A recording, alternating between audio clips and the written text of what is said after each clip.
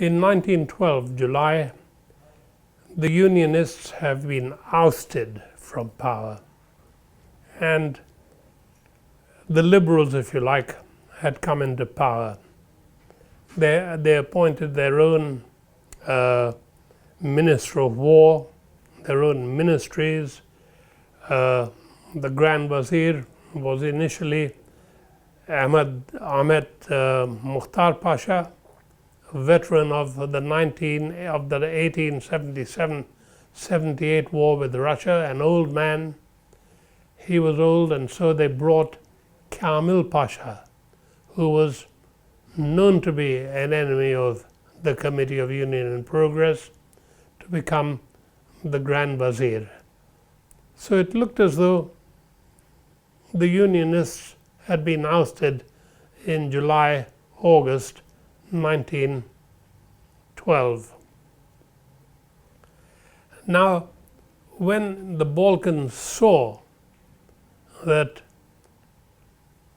the Unionists had been ousted, that the army was divided, it is at this point in November that they'd already formed an alliance between Greeks and Serbs and Bulgarians, all part of the Ottoman Empire, but now determined to fight for their independence. And so they attacked the Ottoman Empire, and the Ottoman army, which had had a plan under the Unionists to fight against eventualities like this, that army's plan was disregarded. And as a result of this, the Balkan armies were tremendously successful.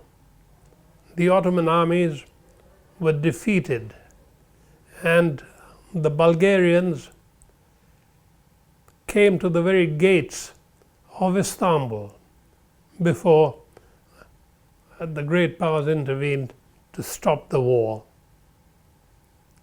So it looked as though the Balkans were on their way to becoming independent. And so agreements were reached, and in a sense, while these agreements were going on, remember, even Edirne was lost to the Ottoman Empire. But while these talks were going on, Enver, still not a pasha, put together an army and reconquered Edirne again in July 1913. This was a great boost. In a sense, the Liberals had discredited themselves by their activities in the Balkan Wars. And so they were ousted, and the Unionists were once again back in power. But the Unionists had already also been weakened. The empire had been weakened. They'd lost a lot of the territories in the Balkans, territories which had been part of the empire for centuries. So the second constitutional period, in a sense, continued, but in a sort of weakened state. Armenian demands were growing. Russia had become a power associated with the success of the Slavs in the Balkans, in the Balkan Wars. And so it looked as though we don't know where the empire at that stage was going. It was still an empire, but essentially Anatolia and the Arab provinces. Now, one thing that the Unionists found themselves in was isolation. There was no great power which supported them. England and France, Germany, yes, they sold them arms, but they weren't giving them diplomatic support. This became apparent in the London Conference in 1913, when the Ottomans even had to give up Albania, independence for Albania, even though Albania was predominantly Muslim. But still, the Ottomans gave up Albania thinking that being Muslim, we would have a friend in the Balkans, whereas the other states which were formed, Greece, Bulgaria, Serbia, they were Christian and therefore anti-Ottoman. That divide was still strong. So in this way, we come to 1914. In 1914, people are already talking about war. War in Europe, war between Russia and France on the one side, Germany and Austria on the other, with England at this stage still neutral. But Istanbul recognizes the fact that they can't afford to be neutral without having a great power behind them. And so in 1914, the Unionists send a delegation to England, offering the English an alliance, treaty of friendship. But the English, who've seen the record of the Ottomans in the Balkans, say that these people would be a handicap in any kind of conflict in Europe. In fact, we'll be better off without them. So they thank them, but they say, sorry, we are not ready for an alliance with you.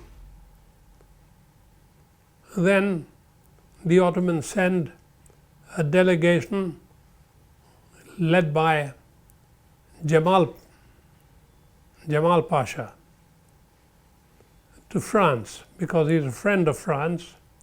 The French look upon him as someone they can respect, and he tries to get an alliance with France. France also turns him down. In fact, the French foreign minister is away from Paris at the time. He has gone to Russia, to St. Petersburg, in order to shore up the alliance between France and Russia. The Unionists even send a delegation, this one led by Talat, to the Tsar's summer residence and offer the Russians, who are their enemies, their traditional enemies, offer them an alliance. But the Russians also turn them down. Now, why are the Ottomans so keen on having an alliance with a European power? They don't want to fight in a war, but what they fear most is a European war which goes on for a few months, and the European powers say to each other, look, what is the point of us fighting? Why don't we divide what's left of the Ottoman Empire between us, and in this way satisfy our desire for empire, for territory, etc. That's the great fear of Istanbul.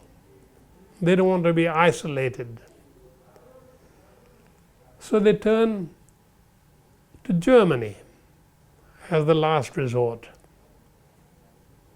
Now, while they're looking for an ally, a crisis has emerged in Europe, and that is the assassination of the Archduke Ferdinand in Sarajevo. Archduke Ferdinand was actually someone who wanted to have good relations with Russia. He was going to succeed the Emperor of Austria. But Serbian nationalists, Serbian militants, were determined to strike a blow at Vienna, and they saw this as an opportunity to do just that, assassinate the Archduke. And let's see what the consequences of that will be. And so they send a team to Sarajevo, or there is a local team. Some members of the Serbian nationalists are in Sarajevo already, and these people prepare to assassinate the Archduke. The first attempt to assassinate the Archduke fails. One of them throws a bomb at the Archduke's car, and instead of entering the car, the bomb bounces off the car and kills one or two people in the entourage. Well, they wanted to stop the Archduke's visit there and then, but the Archduke insisted on continuing. He said, no, absolutely not. I will continue. I will go and visit the people who got injured by the bomb in the hospital. And so he gets back into the car, the chauffeur drives off, but here you have what you call the accident in history. The chauffeur doesn't know the way. He takes a wrong turn, and when he's told this is the wrong turn, he stops the car and he begins to back off. As it happens, one of the assassins is sitting in a cafe. He can't believe his luck. The Archduke backs up in the car right in front of him. So he stands up and he fires 2 or 3 shots, one of them which kills the Archduke's wife, another one which hits the Archduke in the neck and will soon kill him. And so this is Sarajevo. Now, I'll come back to this, but this is the 28th of June that this incident takes place. The Ottomans still don't have an alliance with a great power. In the next few days, a war will be declared. But as I said, they turn to Germany and offer an alliance to Berlin.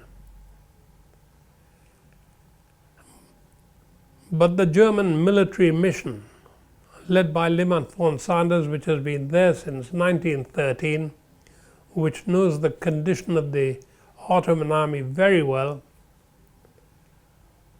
they tell the Kaiser in Berlin, no, don't form an alliance with the Ottomans, because you saw how their army performed in the Balkan War, and there will be no asset to us in any war which we will fight.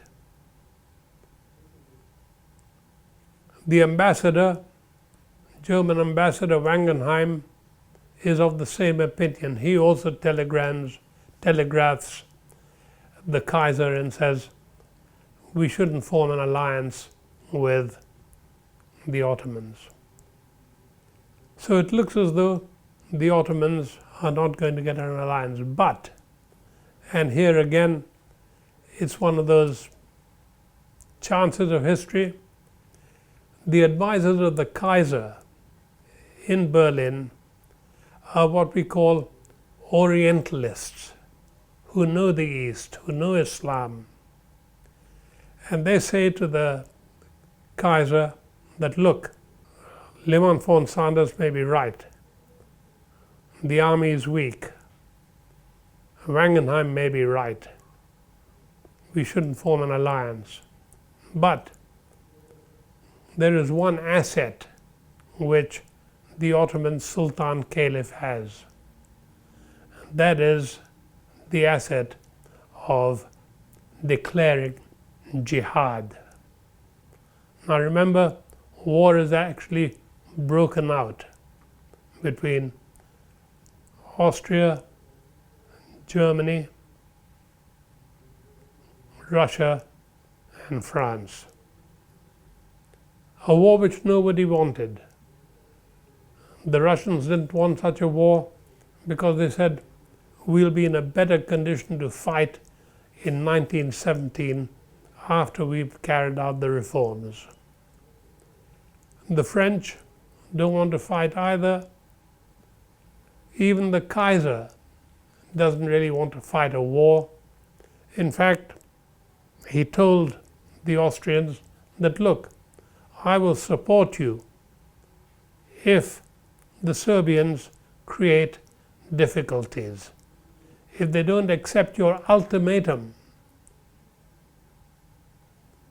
then I am right behind you. So the Austrians have sent an ultimatum to Serbia, to Belgrade, and the Serbians have virtually accepted every demand of the Austrians. The only demand they have rejected is Austrian occupation of Serbia. But when the Kaiser sees the Serbian reply, he breathes a sigh of relief. He says, war can be avoided, they've accepted everything. But the Austrians are determined to attack Serbia, to destroy Serbia, because they are threatened by Serbian nationalism. And they feel that unless they take this opportunity to crush the Serbs, they won't get an opportunity like this. But on the 3rd of August, the Russians had begun to mobilize. Russian mobilization is very slow. It's a huge army. The country is still badly organized. It doesn't have roads, etc. It's going to take some weeks. Now, the German military, I should say, the German military has been planning a war on 2 fronts to fight against Russia and France at the same time. This is something which a man like Bismarck has said should never happen. But the situation had changed, and the Germans had come up with a plan.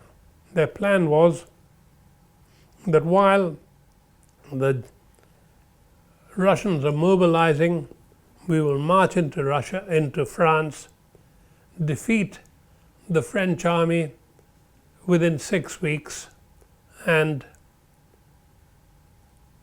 capture Paris. That's their hope. Then we can send all the troops back to Germany and to go and fight against Russia. Meanwhile, the only task that the Austrians have is to stop any German advance should it begin. Now, the Kaiser, as I said, didn't want a war, but his chief of staff said, look, we've already got this plan, and if we don't put it into operation, we will lose the advantage that we have. So it's the army, not the Kaiser or the diplomats, who control the situation. And they attack France. So the war has begun. The Ottomans have their alliance with Germany and Austria, and the alliance that they've signed is such, they think, that they don't have to fight. The only power that they have to fight is Russia, not Russia, France, and certainly not England. Mind you, England has now joined the war because the Germans attacked France through Belgium. So the Ottomans are watching. They're watching the war going on. They thought at the beginning of the war, this would be the third Balkan War. It would be fought between Austria and the Balkan power, Serbia. They didn't know how Russia would respond, but Russia has responded and it's become a world war. Now, Istanbul is watching events. August, September, October, but they have one problem which they haven't been able to solve. The treasury is empty. They need money. They turned to England and France because those people had the Ottoman Bank. And they say to the English and the French, look, why don't you make us loans to see us through our financial situation? Very foolishly, England and France reject this. They think that the war will be over soon. They don't have to make any concessions to the Ottomans, so they don't do that. The Ottomans now turn to their ally Germany. And their ally Germany says, yes, we can loan you the war, but we can make a loan to you, but you have to enter the war. And this, the Ottomans, at least Grand Wazir Said Halim Pasha and people like Javed Bey and others, don't want to enter the war. They say, well, all right, we'll try and manage. But then the Germans send them the first installment of the war, of the loan. That's about 5 million Deutschmarks, gold marks. And that eases the situation a little. Then they say, we'll send another 5 million next month. Meanwhile, the situation has changed slightly militarily.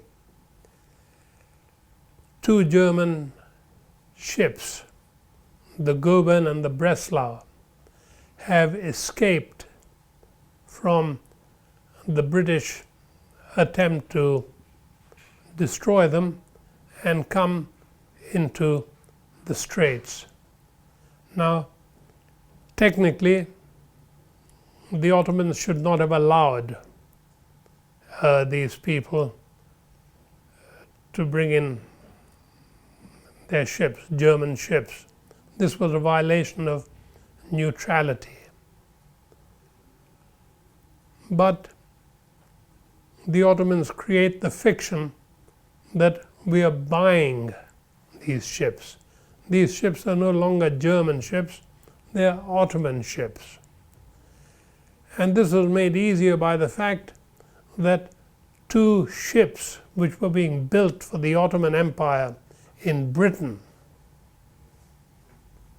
have been, in a sense, confiscated by Churchill on the 2nd of August claiming that, look, we need them, we need these ships, and we'll give you compensation after the war is over.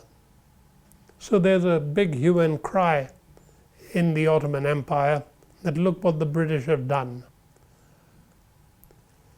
And so the arrival of the German ships makes up for this.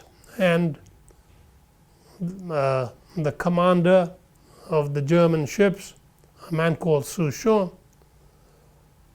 remains the commander. So do all the people who are running the ship. All they do is to wear fezzes. It's a joke. They put on a fez as though they are Ottoman sailors. So the army is now under the control of Germany, Liman von Sanders. The navy is under the control of Germany, under Admiral Souchon. Finances are coming under German control through these loans. Another factor, the German military mission, the officers, the German officers, have applied to the Kaiser to call them back to fight in the war before the war is over. The war is supposed to be over within the end of the year, by December, or earlier or latest by the spring of 1915. So these officers, they say to Ottoman officers who are serving with them, look, the war is going to be over, we are going to win, but you people will not be able to take advantage of our victory because you haven't participated in the war. So there's a war party in the Ottoman army, led by people like Enver Pasha, who becomes Minister of War, and other officers, and they really do believe that the Germans might well win, and we should be on the winning side. The civilian Ottomans are against entry, but they don't have much choice because now they're getting loans from the Germans. And so a plan is devised to bring the Ottoman Empire into the war. They're going to send the Ottoman Navy, that is to say, the German ships, which are very modern German ships, into the Black Sea, and the agreement is that the Ottoman Navy or these ships will destroy other ships in the Black Sea. They will not attack the Russian coast. But of course Souchon has his own plans. He's already told the Ottoman officers like Jamal Pasha that, look, I take my orders from Berlin, not from Istanbul. So he attacks these towns on the Black Sea, Russian towns, and this is the 28th of October. And the Ottoman Empire, whether it likes it or not, is in the war because the Russians have declared war, the French allies have declared war, and the English have declared war. So they're in the war. Now, as we said earlier, the German military mission hasn't thought very much of their army. But the Orientalists say that, look, if the Ottomans declare jihad, then Muslims under the British in India, Muslims in Egypt under the British control, French North Africa with its Muslims, Russian Central Asia with its Muslims, all these people will rise up and they will distract literally tens of thousands of Entente troops of the English, French, and Russians. Troops which would come and fight on the Western Front. But they'll be occupied there. So we'll have the advantage on the Western Front, because ultimately this is a European war. I know it comes to be called a world war, but it's really a European war. It is fought in Europe and it ends in Europe. What happens in the Middle East, what happens around the world, let's say in Africa or in the Far East, it's a distraction. It really doesn't have much impact on the war itself. As I keep saying and repeat this, the war is fought in Europe.